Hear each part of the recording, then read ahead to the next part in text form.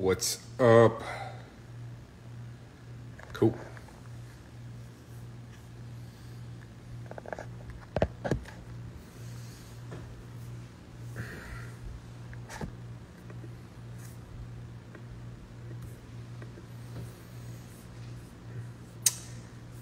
What's up, everybody? How are you doing? We are getting ready to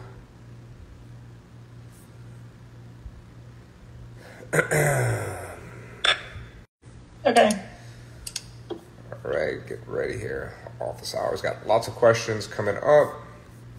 Terry, can you mute yourself? I'm having an issue here. I'll try. I got it. I'll do it. All right. Cool. All right. So, office hours. If you got a question and we're Instagram live, okay, just go ahead and put it in the chat and we will get it answered through our app, and then a couple questions on Facebook, and then some text questions we get in. But if you want to expand upon any of that, just throw it in there and we will get rolling. So first question I got is from Melody. And Melody's question was, I'd like to know thoughts about post-workout nutrition. Last week you talked about pre-workout, which was very helpful. But how soon after a workout should one eat, and what are the best types of foods to consume? I work out in a fasted state. I eat an hour or so after the workout because I'm not hungry immediately following, but I often feel drained for hours after an intense workout. Okay, so the way I would structure that is going from the end forward, okay? With the first one being is Melody works out in a fasted state, and then she feels drained for hours after a workout. So my response to her would be, why do you work out in a fasted state? Okay. What are you thinking? Do you just don't want to eat before you work out? Or do you think you're getting some type of benefit from working out in a fasted state? And if you were feeling drained after your workout, maybe try doing something different, right? So that would be eat before your workout. And it doesn't have to be much, okay? It could just be a little bit of carbohydrates to give you a little bit of energy through your workout. A banana. That's pretty light in your stomach. It's not really going to hurt you in any way. The other thing that I often recommend is supplementing with some amino acids before your workout, which will give you energy through your workout. And then in terms of eating after your workout, post-workout nutrition, when you feel good, okay? There is research and studies done that would say that we get a benefit from eating within a window, a 1 to 2 hour window after our workout, in terms of protein and carbohydrates, okay? But if you are already eating about an hour after and you're still feeling drained, I would say eat something before so you have more energy in your workout and it doesn't kick your butt, okay? So that is my response to that, okay? And in terms of the best thing to eat, protein and carbohydrates. That's what's going to refuel you. Your glycogen stores are down after your workout and you need to refill them. And of course you need the protein to go ahead and build up that muscle that you had already kind of torn down from your workout. All right, let's get into our next question here. Michelle in our Facebook group. If those of you following on Instagram, if you're not part of our Facebook group, check out Stacked Coaching Nutrition Community on Facebook. Free group. It's a private group. We post a lot of meals in there. We answer questions, those types of things. But Michelle asked, I recently made a recipe that called for ground beef.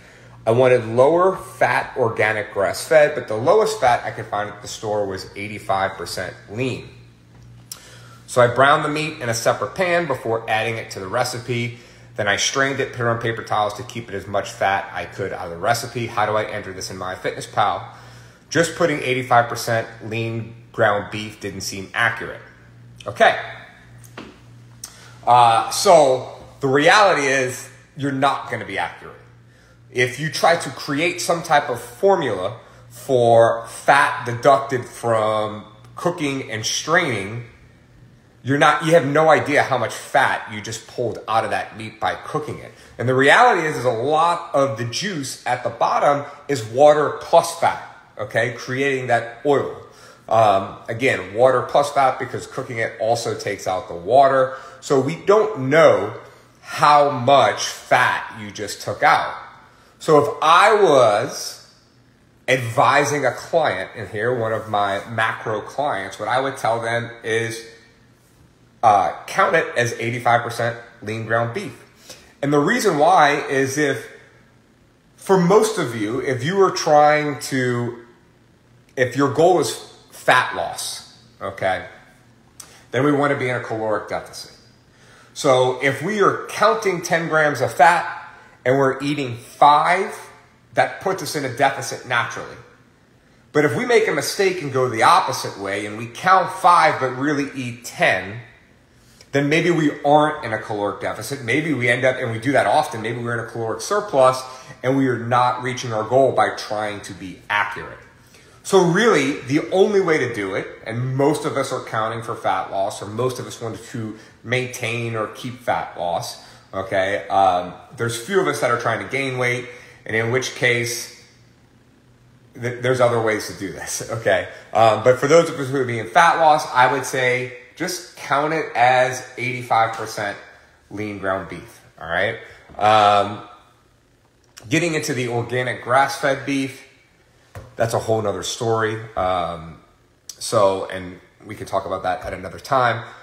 But check out, Trader Joe's has 96% ground beef. I've been to Rouse's recently. They have 93.7. It's out there, okay? And if not, just factor in 85% lean. Change your diet the rest of the day in order to hit your numbers. All right. I got another question today, live in person, okay, asking about CLA, okay, which is a weight loss stimulant, all right? And they're asking my opinion on that, okay? And I told them that there is no real evidence that weight loss stimulants actually work, okay? It is a stimulant, so just like coffee, it can suppress your appetite. And if it suppresses your appetite, then we might take in less calories. And if we take in less calories, we're going to lose weight. But in terms of just straight up, like, this is effective at losing weight, there's no real evidence that it is, okay? At the end of the day, and I say this every week, you need to be in a caloric deficit in order to lose weight. So, if you feel like it helps you, take it, but I would also say possibly stop wasting your money, okay? It's just like pre-workouts, and I talked about pre-workouts last week. I'll talk about it again this week. The type of training we do, which is high-intensity interval training, people doing CrossFit, those types of workouts that are more heart rate intensive, you do not need to take pre-workout. Pre-workout is for bodybuilders, powerlifters, long, drawn-out, slow sessions that you need to get that kick up. Now, I thought this was interesting. I was hanging out with one of our stat coaches, Keith, the other day, and he says that he loves taking pre-workout. He takes it before every workout, and it's like his ritual, and it gets him jacked up to go ahead and do his workout. And I have been feeling a little bit sluggish, and I know what the problem is. The problem is my sleep. But if I need a little bit something to get me through that workout, maybe it is pre-workout or beta-alanine or something along those lines that are going to help get you working out. And the way it might work is if it increases your intensity level and you're able to work a little bit harder, do a little bit more weight, do some more reps, okay? You could essentially create a bigger caloric expenditure in that time period, which would help you in the long run. But in terms of what pre-workout is intended for and, how we use it, I don't think it's necessarily vital, okay? Same thing with the weight loss stimulant. All right, I got another question about amino acids. And this is kind of like going back to pre-workout, amino acids do go ahead and give you energy for your workouts, okay? If you eat a high enough amount of protein, you don't necessarily need to supplement with amino acids, okay? Supplementing with amino acids is great for people that are plant-based and their diet consists of mostly plant-based proteins, okay? It's great for people who have a hard time reaching a higher number of protein. And then there's some of us who take it to give us energy for our workouts because we don't like to eat before our workout. So there's a number of different reasons why you might take amino acids. I used to take them religiously and found that it really got me through my workout in terms of energy, how I felt. I was a big believer in it. I love amino acids. And then the reality is once I started eating 200 grams of protein per a day, I no longer needed to take them because I get most of my protein from animal protein, which means it's more bioavailable than most. And I utilize all 200 grams of that protein. So I don't necessarily need those amino acids because they are readily available in the types of protein that I consume. So, but it does give you energy. It'd be good for a workout if you work out in a fasted state. And if you are not getting the majority of your protein from animal proteins, you should definitely supplement with amino acids, branch chain and essential amino acids. So, all right, that leaves me to, we got Terry and Marna in the Zoom. Terry, do you have any questions? I think you're still on mute. No, actually, you kind of covered what I was going to ask about regarding like the amino acids. Okay. And similarly, I work out fasted mostly because I just don't like to eat when I first get up. Yeah. And I don't feel drained, but I was wondering about how soon after you work out should you eat or whatever else. Yeah, I mean, eat when you feel ready. Like okay. Most of the time lately, I'm starving when I'm finished working out. And this morning, like, it was interesting. We had at the gym, for those of you who go to Stacked Coaching in New Orleans, and you attended the gym today, we had a heavy leg day, bunch of sumo stance lifts, sumo stance squats, sumo stance deadlifts, a lot of accessory work. And so I wanted to eat and give myself energy. I don't always like to eat before I work out too. If it's more cardio based, I'm probably not eating before a workout, but if it's lifting, I do want to be fueled up. And so what I did is I just ate a pork tenderloin sandwich on an English muffin this morning on my way to the gym. And it gave me the amount of fuel that I needed, a little bit of carbs, some protein, and I felt good. Again, breakfast doesn't have to be a specific food. It can be whatever you want in order to get the job done. So there you go. And I stopped spending the money on amino acids because I eat that much protein. I do have a question for you. I thought about the creatine. As far as, is there a time frame in how soon after a workout, or is it beneficial if you're not working out? If you're not doing anything really extensive working out on a day, it's like a rest day or I think it'd be functional fitness day. I think it'd be getting into the habit of taking it daily would be helpful. Okay. For you, because I mean, you're putting it in your stores, right? Like you're replenishing what you're using, and then you're putting it in your stores.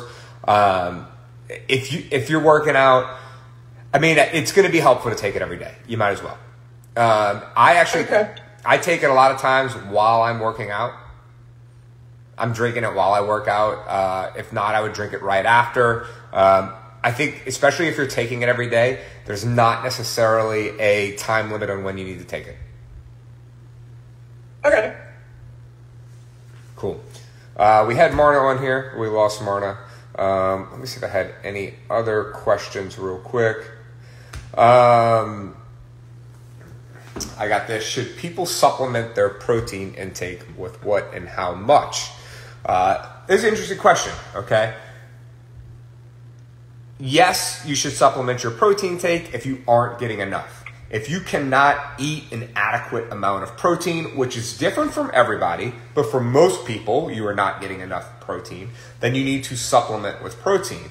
I've been doing a lot of digging into food costs lately and realizing that it's cheaper if I can get like a quarter of my protein or a third of my protein from the driven protein that we take at the gym and supplement my protein with that than eating chicken breasts constantly because food costs are through the roof. So I supplement with protein. I mix it with things. I don't do like shakes. I rarely drink a protein shake, but I constantly put it in cottage cheese or Greek yogurt, or sometimes I make cereal with oat milk and I'll throw protein powder in there as well. I use the stevia sweetened protein powder to, sweeten up my desserts or stuff like that. So I use protein powder in a lot of different ways.